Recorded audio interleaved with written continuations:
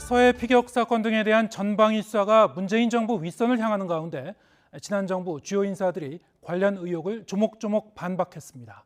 하지만 국민의힘은 가해자들의 방탄 기자회견이자 자기 항변이라고 평가절하했습니다. 김승환 기자가 보도합니다.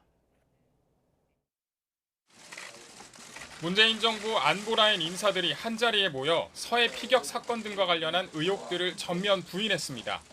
미리 자진월북 결론을 냈었다는 감사원 발표에 이어 서욱 전 국방부 장관 등 전 정부 고위 인사들이 잇따라 구속되자 대대적인 여론전에 나선 겁니다.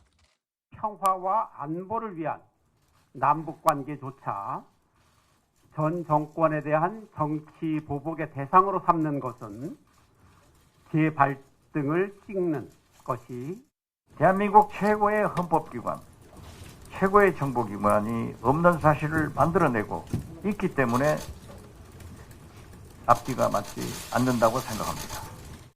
특히 피격된 공무원의 월북 의사 내용이 첩보에 있었고 조류 등을 봤을 때 자구적 노력이 있어야 한다는 해경 보고에 따라 판단한 거라며 월북몰이 주장을 일축했습니다. 근거 없이 월북으로 몰아간 적도 없고 그럴 이유도 시직도 없습니다. 더불어민주당 이재명 대표가 예정에 없던 일정을 추가하는 등 지도부도 총출동해 기자회견에 힘을 실어줬습니다. 하지만 국민의힘은 가해자들이 또다시 서해 피격 공무원과 유족에 대한 명예살인에 나섰다며 날을 세웠습니다. 반성 그리고 진실 고백을 기대했던 유족과 국민에게 실망을 넘어 분노를 안겨줬다는 겁니다. 자기 항변에 불과한 가해자들의 방탄 기자회견에 불과했습니다. 유족과 국민께 사과했어야 했습니다. 특히 서훈 전 실장의 지시로 국방부와 해경이 자진월북을 판단했고 이에 반하는 첩보가 삭제됐다는 진술 등이 검찰 조사에서 나왔다고 지적했습니다.